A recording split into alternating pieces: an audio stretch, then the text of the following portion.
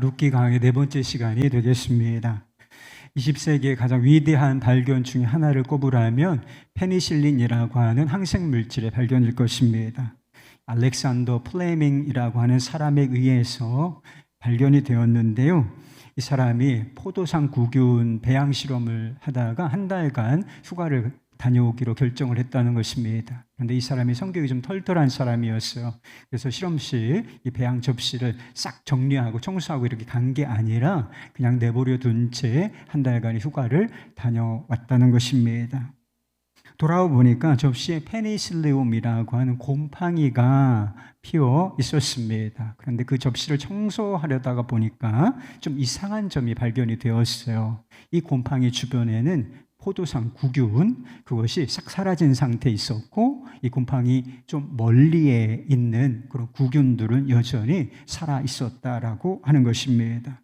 그래서 이 곰팡이에서 뭔가 균을 죽이는 물질이 나오는구나, 이런 생각이 들었고, 여기에서 차가 나요 연구가 거듭되어 결국은 우리가 지금 사용하고 있는, 감기에도 독감에도 항생제 쓰지 않습니까? 상처 나면 항생제 쓰고, 수술할 때도 항생제 쓰고, 그래서 많은 사람들의 생명을 구하고 있는 항생 물질 페니실린이 발견되게 되었다는 것입니다.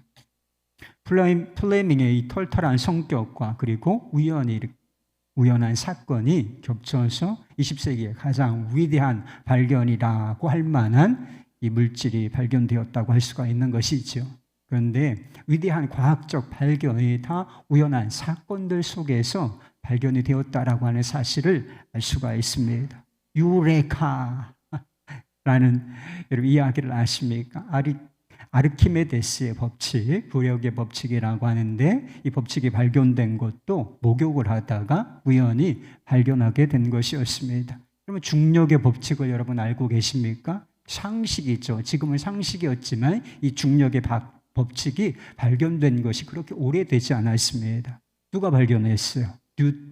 뉴턴이라고 하는 사람이 사과가 떨어지는데 왜 저 밖으로 떨어지지 아니하고 이 땅으로 떨어지는 것일까? 이렇게 고민하다가 뭔가 이 힘이 있구나, 물질을 끌어다니는 이 지구 중심에 어떤 힘이 있구나라고 생각해서 그게 중력의 법칙이 발견되게 된 것이었습니다. 이런 과학적 발견이 정말 우연 때문에 일어난 것일까요? 노벨상 수상자인 폴 플로리 교수가 한 수상식에서 소감을 발표하면서 이런 이야기를 했다는 것입니다. 중요한 발명은 단순히 우연한 사건이 아닙니다. 물론 우발적 사건이 새로운 발명에 부분적으로 기여하는 것은 확실합니다. 그러나 발명에는 하늘에서 우연히 떨어진다는 식의 개념보다 훨씬 더 중요한 것이 있습니다. 즉 발명의 절대적인 요건은 깊이나 넓이 면에서 많은 지식입니다. 머릿속으로 철저히 준비하지 않는 한 천재의 섬광은 점화시킬 어떠한 대상도 발견하지 못할 것입니다. 우연처럼 보이는 사건이 일어났지만 여기에 철저한 준비, 많은 지식, 이것이 준비되지 않으면 결코 우연한 발견, 여기에서 어떤 과학적 법칙 또는 발견, 발명 이런 것이 일어나지는 않는다는 것입니다. 본문의 말씀은 마라라는 말로 표현할 수 있는 나오미와 룻의 삶이 변화되는 그 변곡점을 보여주는 말씀입니다. 1장 후반부에는 하나님의 은혜, 헤세드라고 하는 것이 복선으로 깔려 있어요. 비어 있었던 그들의 삶의 곳간이 풍성하게 그 이상으로 채워질 것이다 라고 하는 그 사실이 복선으로 드러난다는 거예요. 그런데 2장 우리가 살펴보고 있는 이 부분부터 그 헤세드의 실체가 명확하게 드러나기 시작한다. 어떻게 해요? 우연이라고 하는 이름을 통해서 나타나기 시작한다는 것입니다. 현재 상황에서 나오미와 룻은 아무것도 가진 것이 없었어요. 낯선 인생이요. 우동사를 지은 것도 없고 밭도 없고 먹을 것이 하루 먹을 양식이 없는 그런 인생이었습니다. 그들이 생계를 이어갈 수 있는 유일한 방법은 이삭을 줍는 것이었어요. 그들이 돌아온 시기가 마침 보리 추수 시기였고 율법에 자비로운 추수법이 있는데 이삭을 추수를 할 때 싹쓸이를 하지 말고 좀 내버려 두라. 그리고 모퉁이 같은 데는 아예 배지를 마. 가난한 자들이 갖다가 이삭 줍기에서 먹을 수 있도록 해라. 그런 추수법이 있었다는 것입니다.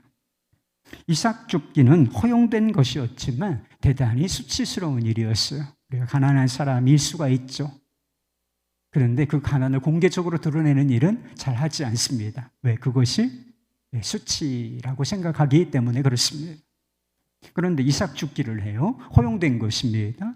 그런데 이삭 줍기에 나간다. 이게 무슨 뜻이에요? 나는 가난한 자고 먹을 양식이 없는 사람입니다. 라고 하는 것을 공개적으로 드러내는 일이었기 때문에 이삭 줍기는 보편적으로 보았을 때 대단히 수치스러운 일임에 틀림이 없었을 것입니다.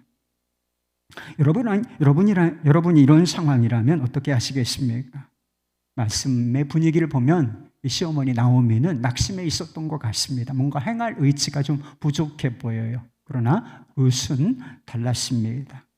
수치스러운 일이었지만 최소한의 생계를 위해서 자신이 할 수 있는 그 일을 하겠다고 단호히 나서는 것을 보게 됩니다. 어떤 상황 속에서도 내가 어머니를 버리지 아니하며 어머니를 따르고 어머니를 섬기겠습니다. 이런 맹세를 한 적이 있지 않습니까? 이제 그 맹세, 굳은 결심, 이것을 실행에 옮기겠다라고 나선다는 거예요. 3절 말씀입니다. 룻이 가서 베는 자를 따라 밭에서 이삭을 줍는데 우연히 엘리멜렉의 친족 보아스에게 속한 밭에 이르렀더라. 여기 우연이라고 하는 단어가 나오지 않습니까? 룻이 이삭을 줍기 위해 추수하고 있는 일꾼들을 따라 어느 밭에 갔는데 그것이 우연히 보아스라고 하는 사람의 밭이었다라고 하는 것입니다. 보아스가 나오미와 관련이 있는 사람이에요. 우연히 어떤 밭에 갔는데 그 밭주인이 시어머니 나오미와 관련이 있는 친족이었다. 1절 말씀에 보면 이 보아스를 유력한 자라 이렇게 표현하고 있어요. 힘이 있고 권세가 있고 그리고 부유한 사람이라 이런 뜻인 것입니다. 나중에 룻과 보아스가 이 밭주인과 계대 결혼이라고 하는 것을 하게 된다는 것입니다. 텅 비어 있었던 나오미와 룻의 삶이 채워질 것이라고 하는 복선이 있었는데 그 복선, 누구를 통해서 그 일이 일어나는가? 바로 보아스를 통해서 그 일이 이루어진다라고 하는 것입니다.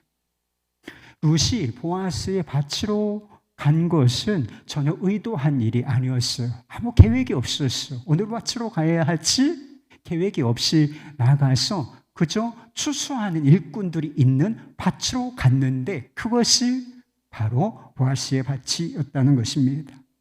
계획과 의도가 없이 일어난 일이기 때문에 그 상황을 뭘로 표현한 거예요?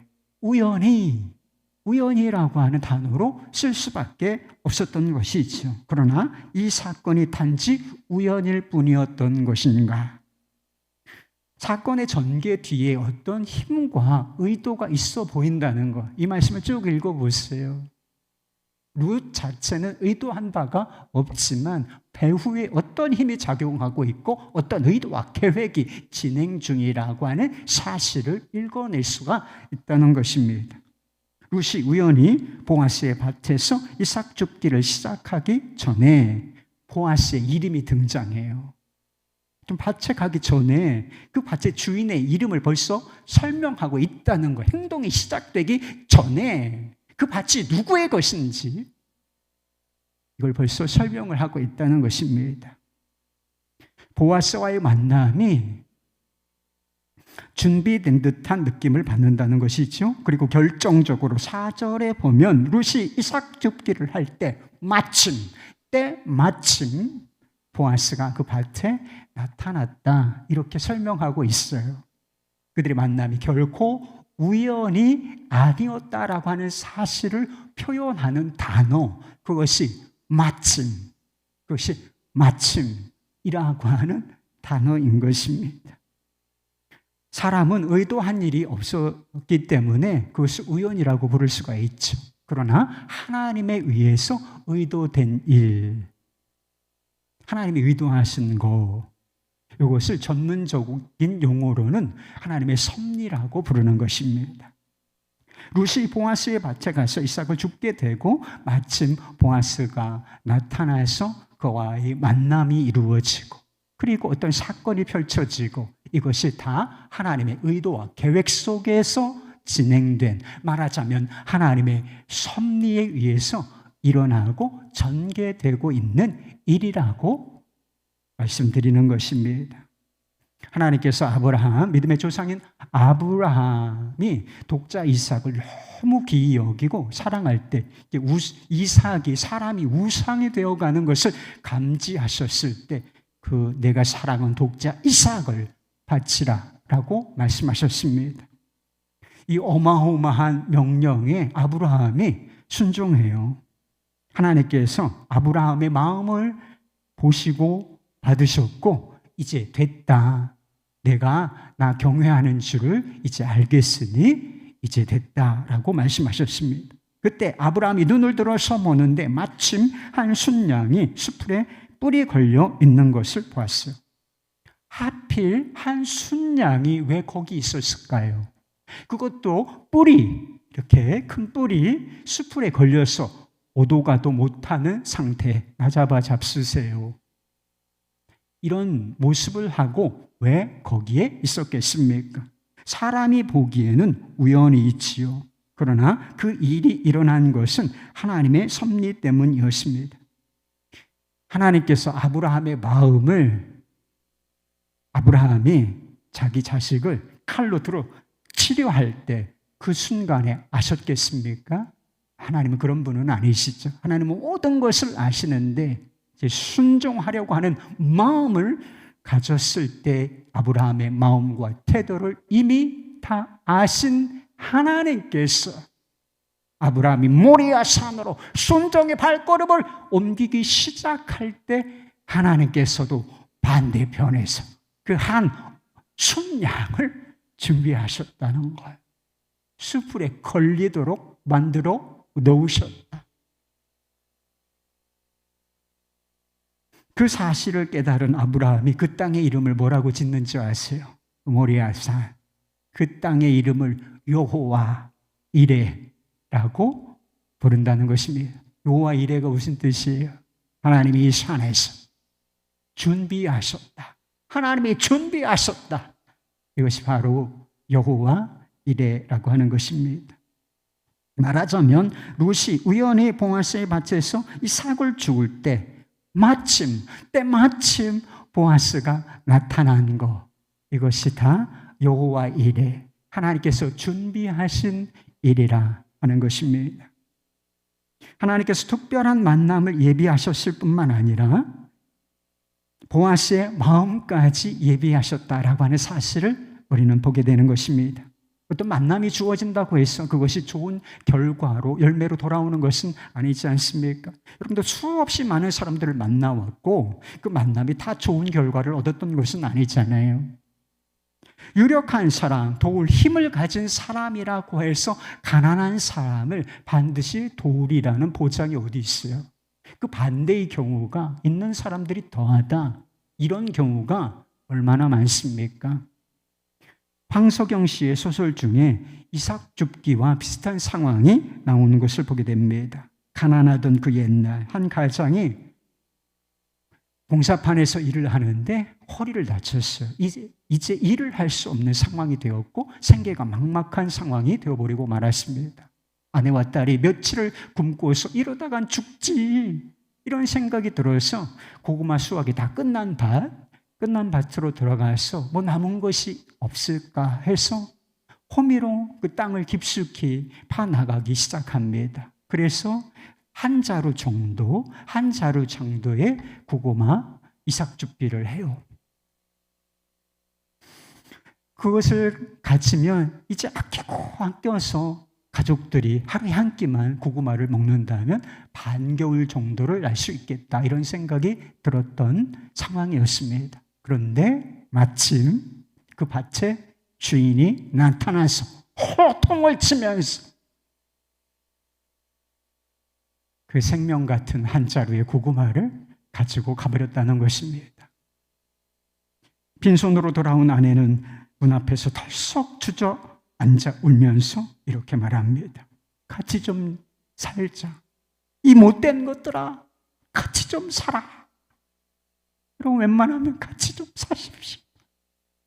너무 팍팍하게 굴지 말고 같이 좀 살아. 정말 무정하고 야박한 세상이 아닙니까?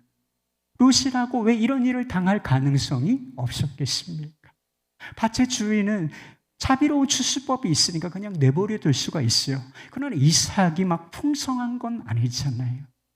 이삭이라고 하는 것은 지극히 한정된 것이고, 가난한 사람들은 늘 있는 것이고, 그래서 아주 적은 양의 그 이삭을 줍기 위해서 막 쟁탈전이 벌어지는 그런 상황 아니겠습니까? 그러니까 그 사람들 중에, 아기를 품은 사람들 중에서 이삭을, 죽은 이삭도 얼마든지 빼앗길 가능성이 있었다는 것입니다. 그러나 보아스는 룻에게 호의를 베풉니다. 율법에 자비를 베풀라는 규정이 있지만 이 보아스는 그 규정을 넘어서 더 적극적인 호의를 베푼다는 것입니다. 다른 밭으로 가지 말고 여기서 계속 우리가 한동안 추수를 할 것인데 이 밭에서 일꾼들을 따라다니면서 이삭을 주어라 라고 허용합니다. 그리고 일꾼들로부터 해를 당할 가능성에 대비해서 젊은 소녀입니다. 과부예요. 아무 의미 없어요. 자기를 지킬 남편이 없습니다. 강간당할, 성폭행을 당할 위험이 항상 있는 것이죠. 그런데 일꾼들에게 너희들 저 소년을 손에 대지 말라라고 명령을 내려준다는 것입니다. 그리고 물과 음식도 자유롭게 먹을 수 있도록 제공하기도 했습니다. 결과적으로 룻은 한 끼 하루 먹을 양식을 구하기 위해서 이삭 줍기 하러 그 밭에 나아갔지만 돌아올 때는 10kg가 넘는 한동안 먹을 수 있는 양식을 가지고 돌아오게 되었다는 것입니다. 호의를 받은 거잖아요. 호의에 대한 반응이 뭐죠? 10절 말씀에 보면 룻이 이렇게 이야기합니다. 나는 이방 여인이거늘 당신이 어찌하여 내게 은혜를 베푸시며 나를 돌보시나이까. 당시에 이방에는 멸시의 대상이었어요. 섞이고 어울리기를 원치 않았던 그런 멸시의 대상, 거기에 가난한 과부였습니다. 자신의 처지에 비하면 넘치도록 과분한 대접을 받고 있었다라고 하는 뜻인 것이죠. 그것을 은혜라고 하는 단어에 담아서 내 은혜가 넘치고 이 은혜에 감사합니다, 이런 식으로 표현을 했던 것이죠. 우리말로는 은혜라고 번역을 했지만 원어는 이 룻기의 핵심 주제인 헤세드라고 하는 단어예요. 진정한 헤세드는 하나님께 속한 것입니다. 아주 충성스럽고 그리고 변개하지 아니하며 이타적인 사랑, 실패하지, 어떤 상황 속에서도 실패하지 않는 이 사람에게 있어야 이게 하나님께 속한 것이죠. 그런데 하나님의 헤세드가 어떻게 나타나는가? 사람의 호의를 통해서 나타난다는 것입니다. 이스라엘 백성들이 광야를 살 때 하나님께서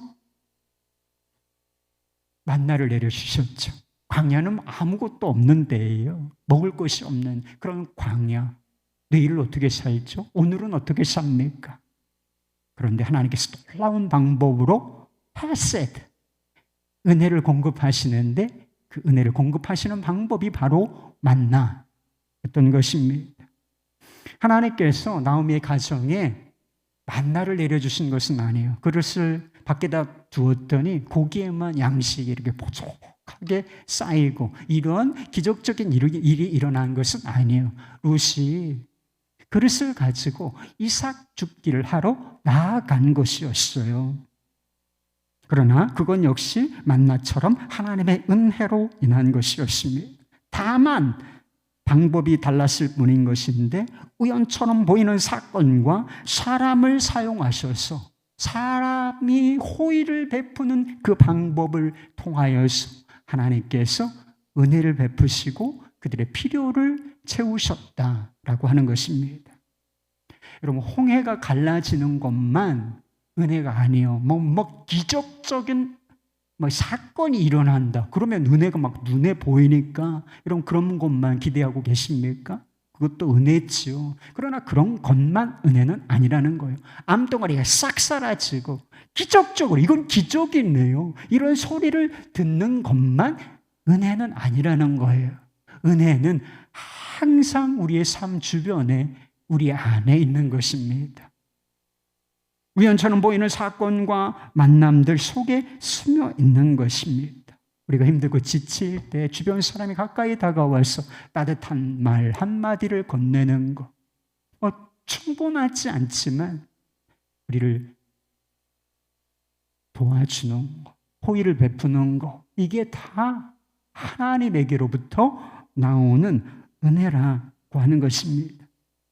우연처럼 보이는 사건과 만남에 하나님의 은혜가 있습니다. 우리의 삶을 신실하신 뜻대로 인도하시고자 하는 하나님의 섭리가 작동하고 있습니다. 우리가 그리스도인이라면 보아스가 룻에게 말한 것처럼 은혜의 날개 아래, 은혜의 날개 아래 보호를 받고 있는 것입니다. 여러분, 이 사실을 믿으십니까? 여러분, 하나님께서 은혜의 날개를 쫙 펴셔서 여러분을 감싸고 여러분의 삶을 보호하고 계시다고 믿으세요? 정말 믿으십니까? 그렇다면 하나님의 은혜와 섭리 속에서 살고 있는 우리는 어떻게 살아야 하겠습니까? 어떻게 반응은 해야 할까요? 특별히 이삭 줍기와 같은 최악의 상황에 떨어졌을 때도 도대체 우리는 어떻게 이 사실을 믿는다면 반응을 해야 하겠습니까? 룻은 우리가 알고 있는 사실에 대해서 아무것도 모르고 있어요. 보아스가 누구인지도 모르고 보아스의 밭이 어딘지도 모르고 보아스와 만났지만 이 만남이 결국 어떤 열매를 가져올지 어떤 일이 일어날지에 대해서는 전혀 아는 바가 없었다. 그녀에게는 단지 하루 먹을 양식이 필요했고 그것을 위해서 할 수 있는 일은 이삭을 줍는 일, 그것뿐이었다는 것입니다. 그 일은 수치스러운 일이었고 대단히 위험한 일임에 틀림이 없었지만 룻은 자기가 그 일을 하겠다고 나선다는 거예요. 그것도 아주 담대하고 아주 용기 있게 그 일을 하겠다고 나선다는 것입니다. 이삭 줍기는 율법에 의해서 합법적으로 허용된 것이었습니다. 그러나 룻은 일꾼들에게 가서 추수하는 일꾼들에게 가서 내가 당신들을 따라다니면서 이삭을 주울 수 있도록 허락해달라라고 허락을 구해요. 요청합니다. 아니 그냥 하면 되는 것인데 왜 이런 일을 했을까? 여러분, 추수가 다 끝났습니다. 일꾼들이 사라졌어요. 그리고 한번 사람들이 싹 하고 지나갑니다. 그러면 가서 이삭을 줍는다고 한들 손에 쥐을 수 있는 게 얼마나 되겠어요? 막 추수하는 바, 그것도 일꾼들이 추수하는 그 뒤를 따라가야만 더 많은 이삭을 줄 수 있는 가능성이 있기 때문에 그 가능성을 높이기 위해서 내가 당신들을 따라다닐 수 있도록 허용해 달라라고 적극적으로 요청까지 했던 것입니다. 룻은 담대했을 뿐만 아니라 신실하기까지 했다는 거예요. 일꾼들이 일하는 걸 보잖아요. 이삭 줍기도 일이죠. 근데 이삭 줍기를 어떤 태도로 하는지를 일꾼들이 봤어요. 잠시 집에 들어가서 쉰 일 외에는 아침부터 지금까지 저가 쉼 없이 이삭을 줍고 있습니다. 라고 보아스에게 말한단 말이에요. 성경은 단지 룻이 담대하고 성실했다라고 말하려고 하는 것이 아닙니다. 그것이 좋은 결과를 만들어냈다, 성실해라, 담대하게 일해, 이런 정도로 말하려고 하는 것이 아닙니다. 어려운 상황에서 세상에서도 이런 정도 일하는 사람들은 얼마든지 있어요. 이런 밤늦게까지 퇴근하지 않고 불이 켜있는 사무실 얼마나 많은 줄 아세요? 열심히 뼈가 부서지도록 일하는 사람 세상에서도 얼마든지 있습니다, 여러분. 중요한 것은 그 행동이 어디서 나온 것인가 하는 점입니다.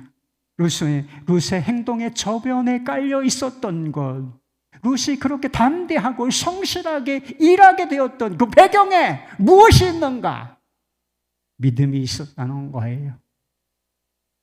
어디를 가든지 내가 시어머니를 따를 것이고 시어머니를 섬길 것이고 떠나지 않을 것입니다. 모압에서 출발하기 전에 한 맹세였어요. 그 맹세의 중심에는 하나님에 대한 믿음이 있었던 것입니다. 그냥 인간적인 맹세 정도가 아니라 죽음으로 한 맹세.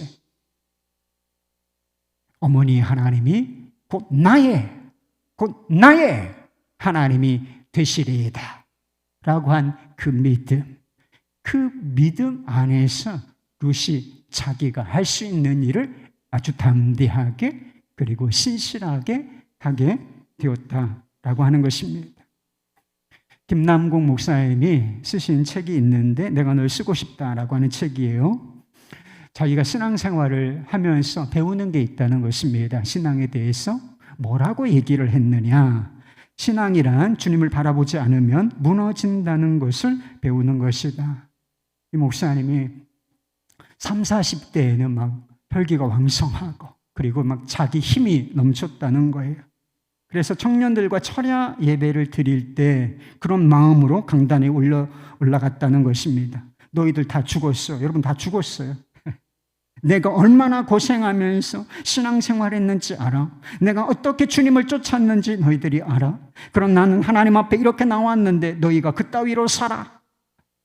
이런 마음으로 강단에 올라가서 막 빗대를 세우면서 쎄 이분이 좀 2시간 동안 그렇게 말씀을 막 쏟아냈다는 것입니다. 그런데 지금 나이가 좀 들어서 자신의 삶을 돌아보니까 조금 후회되는 것이 있다는 거예요. 그때 내가 진짜 하나님의 마음으로 그렇게 했는가? 진짜 주님의 울분이었는가? 거기에 내 혈기도 있지 않았을까? 이런 마음이 들어서 반성하는 생각이 들었다는 것입니다. 물론 50대가 된 지금도 열정적으로 설교하고 사역을 한다는 거예요. 하지만 예전과는 달라진 것이 있다고 했습니다. 강단에 올라갈 때 힘이 없다고 생각하니까 기도를 하게 된다는 것입니다. 주님의 말씀을 잘 전할 수 있도록 주님 지금 저를 붙잡아 주십시오. 이런 마음으로 간절하게 기도하고 강단에 선다는 것입니다. 그러면서 하나님을 붙잡는 방법을 자기가 배워가고 있노라 이렇게 말하고 있어요. 그러면서 이렇게 말했습니다. 하나님이 안 붙잡아 주시면 나는 한 방에도 날아가겠구나. 하나님이 없으면 내 인생, 내가 한 방에 없어지겠구나. 하나님은 나의 혈기, 나의 무기력을 뛰어넘어 역사하신다. 갈수록 그 하나님이 보인다.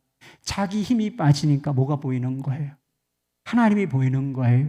하나님이 어떻게 역사하시는지가 보여진다. 이렇게 이야기하고 있는 것이죠. 여러분 그래요. 하나님의 은혜가 아니면 우리는 아무것도 아닌 것입니다. 하나님이 붙잡아 주시지 않으면 여러분 한 방에도 날아갈 수가 있어요. 오늘 어떻게 될지 여러분 어떻게 알아요? 한 방에 한순간에도 날아갈 수 있는 인생들, 그것이 바로 우리라고 하는 것입니다. 열심히 뭔가 노력하고 있다고요? 여러분 신실하게 뭔가를 하고 있다고요? 하나님의 은혜가 아니면 그거 이삭줍기에 불과합니다. 그것으로 풍성하게 살기가 불가능하다는 것입니다. 이걸 깨닫는 것이 믿음인 것입니다. 여러분의 진리를 깨달으셨습니까? 하나님의 은혜가 아니면 아무것도 아니고 내 노력, 내 열심, 내 수고 내 성실함, 그저 이삭 줍기일 뿐이지. 이걸 깨달았다면 어떻게 해야 되지요? 이걸 깨달았다고 해서 정말 우리는 아무것도 하지 않게 되는 것일까요? 열심도 노력도 성실함도 다 없어지는 것이겠습니까? 아니에요. 전보다 더 열정적이고 노력하고 성실해질 수 있습니다.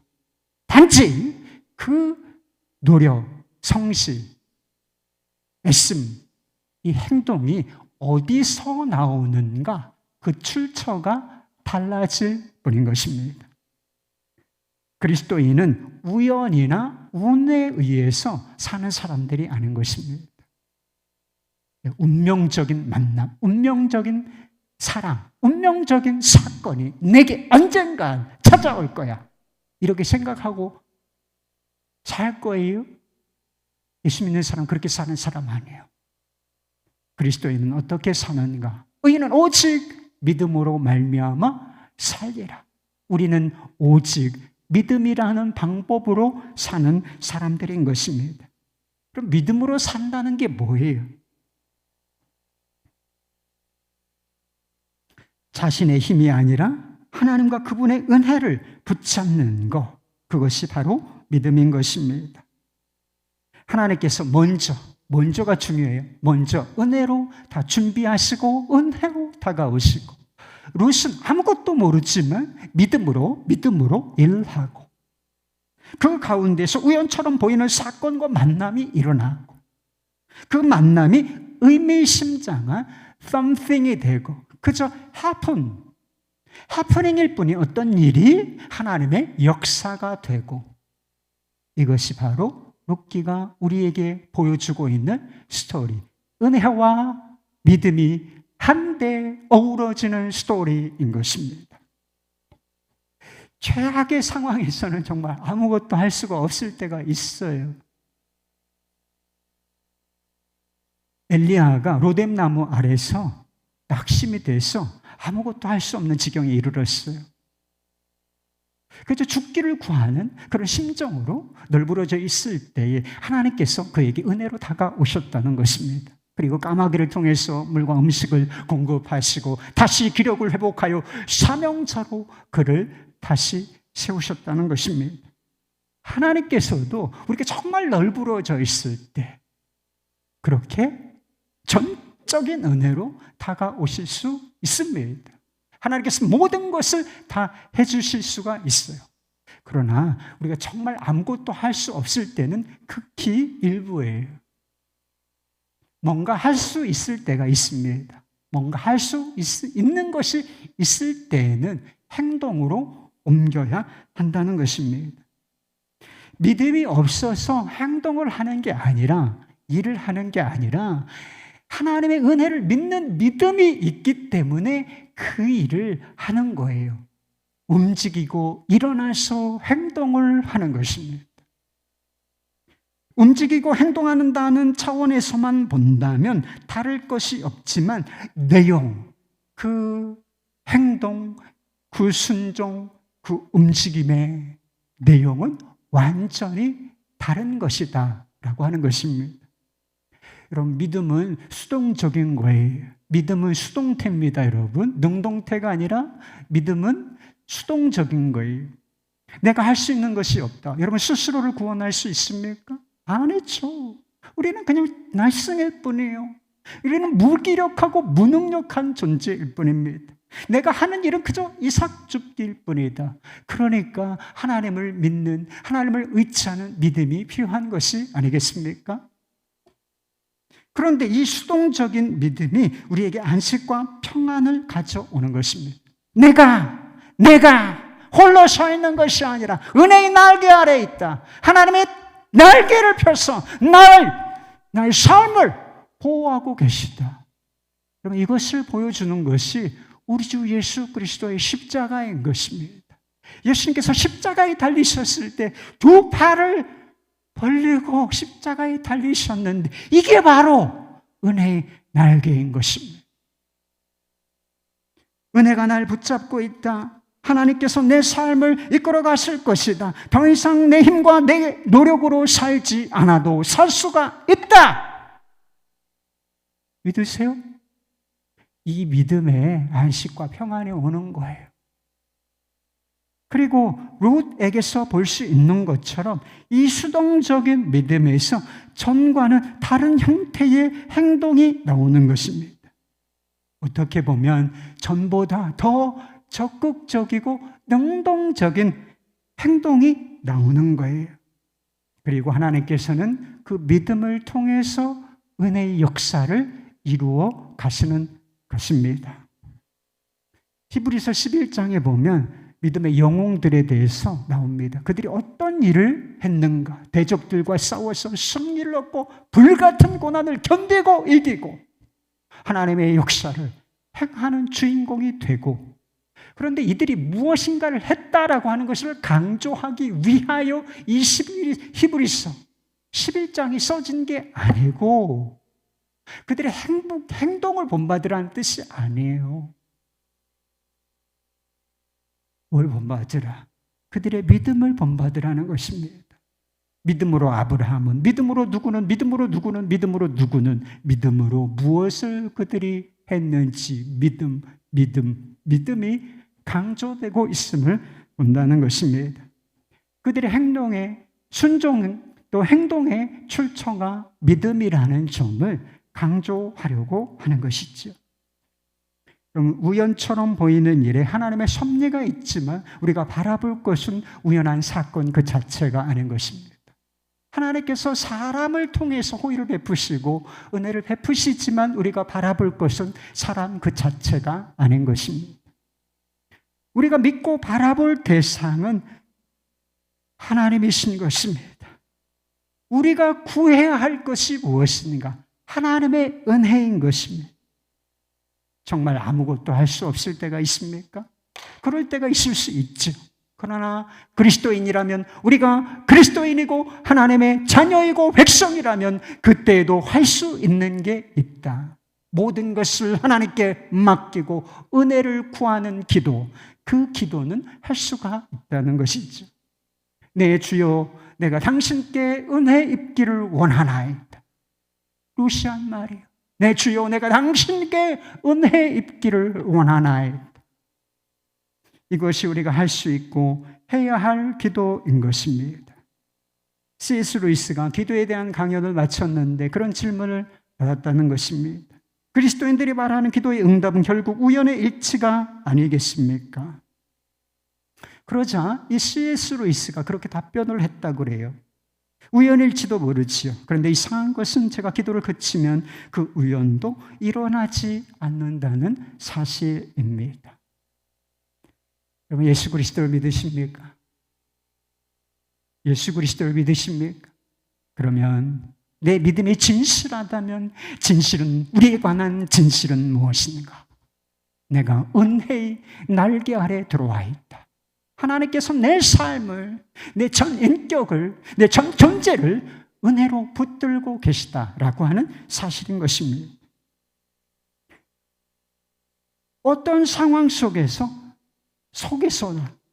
어떤 상황 속에서도 내가 하나님의 은혜 아래 있고 하나님의 은혜가 내 삶을 붙잡고 있다라고 하는 사실을 믿으실 수 있기를 바랍니다.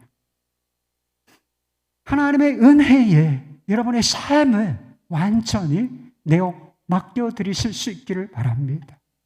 하나님을 정말 믿고 은혜가 아니면 아무것도 아니라는 그 믿음으로 모든 것이 하나님의 은혜에 달려있다는 사실을 믿고 그렇게 기도하시기를 바랍니다. 그리고 나서 여러분이 할 수 있는 일을 하시기를 바라요. 믿음으로 기도하는 가운데 하나님께서 그 믿음과 기도를 통해서 우리의 삶에 자신의 스토리, 은혜의 스토리를 써 가실 줄로 믿습니다.